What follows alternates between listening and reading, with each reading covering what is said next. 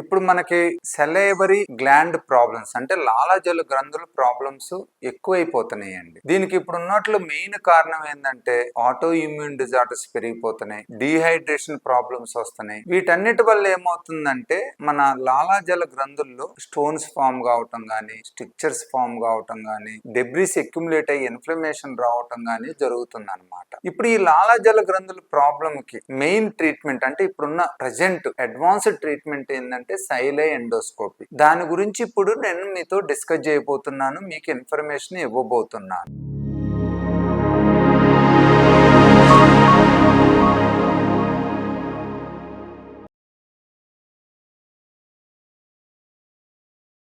సైలే endoscopy అంటే small minimal sized సైలే endoscope. ఎందుకంటే మన లాలాజల గ్రంథుల డక్ట్లన్నీ కూడా అరౌండ్ 2 మిల్లీమీటర్స్ 2.5 మిల్లీమీటర్స్ మాక్సిమం ఉంటాయి అన్నమాట. సో దీన్ని మనం విజువలైజ్ చేయాలన్నా, దీంట్లో ఎగ్జామినేషన్ చేయాలన్నా, ఆ లాలాజల గ్రంథుల డక్ట్స్ కి మనం ట్రీట్మెంట్ ఇవ్వాలన్నా కూడా చిన్న డయామీటర్ ఉన్న స్కోప్ కావాలి. దానికోసమని ఈ సైలో ఎండోస్కోపీ తయారు చేశారు. ఈ 1 మిల్లీమీటర్ సైలో ఎండోస్కోపీలోనే మనకి ఏదన్నా ప్రాబ్లం ఉంటే ఆ ప్రాబ్లం చేయటానికి అవసరమైన ఇన్వెస్ట్మెంట్ కూడా పాస్ చేసే ఛానల్స్ ఉంటాయి అన్నమాట. సపోజ్ స్టోన్స్ ఉన్నాయి అనుకోండి, స్టోన్స్ తీయటానికి బాస్కెట్ వాడతాం. అలానే స్ట్రక్చర్ ఉంది అనుకోండి, దాన్ని డైలేట్ చేయడానికి డైలేటర్స్ వాడతాం. అలానే లోపల ఇన్ఫ్లమేషన్ అలాంటిది ఉందనుకోండి, లేదా డెబ్రిస్ ఉందనుకోండి, దాన్నంతా వాష్ అవుట్ చేయడానికి ఇరిగేషన్ సిస్టమ్ ఉంటది అనమాట. సో మెయిన్ గా మనకి సెలైవరీ గ్లాండ్ డక్ట్లు stone problem, structure problem, or stenosis problem, or debris accumulation problem, లేదా ఇన్ఫ్లమేషన్ అంటాం. ఈ ఆటోఇమ్యూన్ డిజార్డర్స్ లో గానీ, పోస్ట్ రేడియేషన్, ఒక్కోసారి మనం హెడ్ అండ్ నెక్ క్యాన్సర్లకు రేడియేషన్ ట్రీట్మెంట్ ఇచ్చినప్పుడు కూడా లోపల ఇన్ఫ్లమేషన్ లాంటిది ఉంటది అనమాట. ఈ ఆటోఇమ్యూన్ డిజార్డర్స్ గానీ, ఇన్ఫ్లమేషన్ ఉన్నప్పుడు మనం లోపల డ్రగ్ ఇంజెక్ట్ చేస్తాం.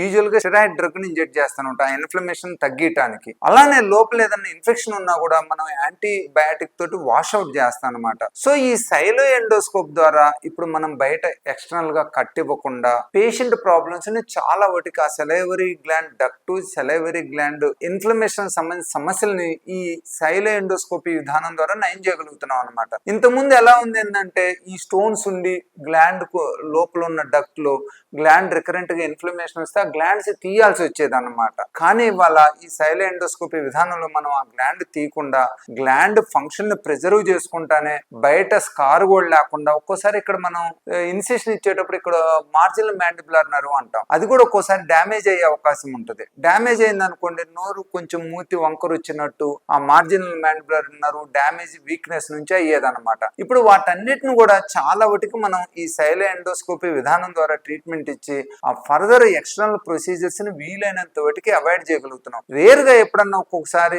మినిమల్ ఇన్సిషన్ లాంటి ఇచ్చి ఎక్కడైతే ఎండోస్కోప్ ప్రాబ్లం డీప్ గా ఉంటుందో ఎండోస్కోప్ లో, అలాంటిది మనం మినిమల్ ఇన్సిషన్ ఇచ్చి దాన్ని ఆ ప్రాబ్లం కూడా సాల్వ్ చేయగలుగుతున్నాం అనమాట. సో ఇప్పుడు ఎవరికైనా కూడా మనకి ఈ సెలైవరీ గ్లాండ్ స్వెల్లింగ్ ఉన్నా, ఎస్పెషల్లీ చాలా మందికి ఏంటంటే తినేటప్పుడు బుత్తుంది, ఎస్పెషల్లీ కారం తినేటప్పుడు, లెమన్ ఫుడ్ లాంటివి తినేటప్పుడు ఏమవుతుందంటే మన లాలాజలం ఎక్కువైపోయి లోపల స్టోన్ ఉన్నా, స్ట్రక్చర్ ఉన్నా కూడా ఆ లాలాజల గ్రంథులు సైజు పెరగటము, పెయిన్ రావటం జరుగుతుంటది అనమాట. మళ్ళీ ఒక 3-4 గంటలు, ఒక రోజు తర్వాత ఆ స్వెల్లింగ్ తగ్గిపోతా ఉంటుంది. ఆ ఎక్సెసివ్ సెలైవా ఏది ఉంటుందో ఆ స్ట్రక్చర్ ద్వారా స్లోగా డ్రైన్ అయిద్ది అనమాట. సో యూజువల్ గా ఇలాంటి ప్రాబ్లమ్స్ ఉన్న వాళ్ళలో మనం సింపుల్ గా సైలో ఎండోస్కోపీ చేసి సైలో ఎండోస్కోపీ విధానం ద్వారా వాళ్ళకున్న సిమ్టమ్స్ ని పూర్తిగా నయం చేయొచ్చు, వ్యాధిని కూడా క్యూర్ చేసే అవకాశం ఉంటుంది అన్నమాట.